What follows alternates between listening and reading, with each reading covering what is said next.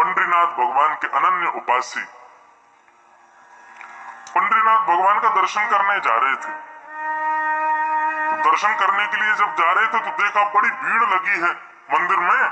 तो बाहर उन्होंने अपनी चरण पादुका उतार दी, पदत्राण उतार दिए और चरण पादुका उतार करके जैसी लाइन में लगे दर्शन की में, तो बार बार उनकी दृष्टि जावे, मेरी चप्पल कोई ले तो नहीं जाएगा, मेरी पादुका कोई उठा तो नहीं ले जाएगा, अरे मेरी चप्पल ठीक है कि नहीं है। उनके मन में भाव आया, बोले अरे तुकाराम तू दर्शन करने जा रहा है विट्ठल भगवान का और मन में आ रही है चप्पल।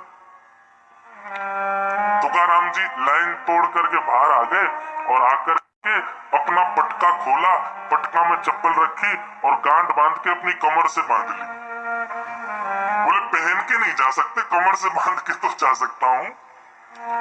तुकाराम जी का भाव क्या था कि जब मेरा विट्ठल मेरे सामने हो, जब मेरे नाथ मेरे सामने हो, उस समय यदि चप्पल का ध्यान मुझे आ गया ना तो मेरे दर्शन में व्यवधान आ जाएगा।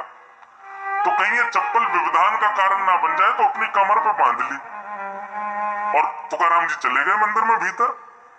अब मंदिर में खड़े थे, सब लोग कीर्तन कर रहे थे, जय जय राम कृष्ण हरि।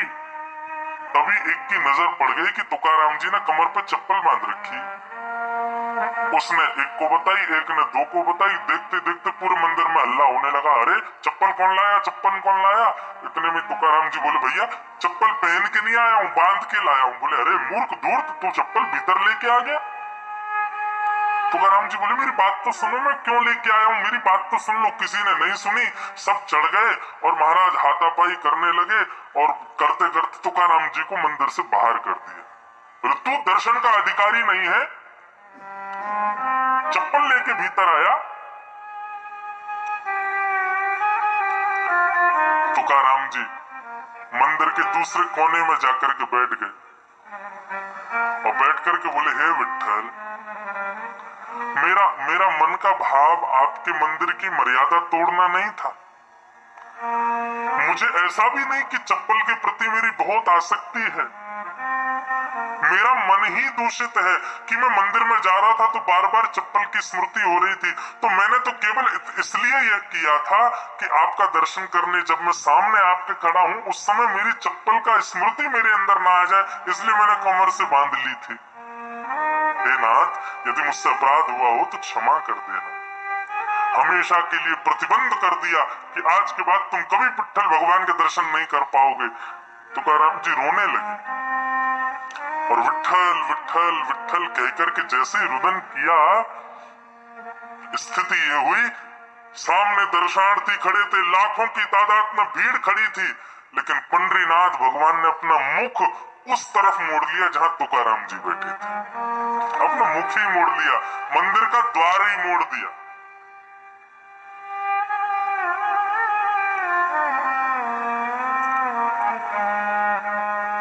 ठाकुर जी को सबसे प्रिय भोग, सबसे प्रिय प्रसाद, सबसे प्रिय सुगंधी, सबसे प्रिय आभूषण, सबसे प्रिय वस्त्र यदि कोई है तो वो केवल अपना भक्त है।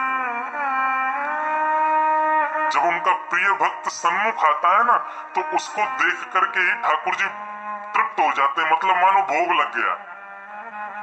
जब उनका भक्त अपने नेत्रों से अश्रुपात करता है, ठाकुर जी मानो उसी से स्नान कर लेते हैं। जब उनका भक्त सामने खड़ा होकर के दोनों भुजाएं ऊपर करता है, मानो उसकी भुजाओं से ठाकुर जी इत्र लगवा लेते हैं। जब उनका भक्त दंडवत प्रणाम करता है, मानो उस भक्त के सारे विकारों को ही भोग रूप में ठाकुर जी पा लेते हैं।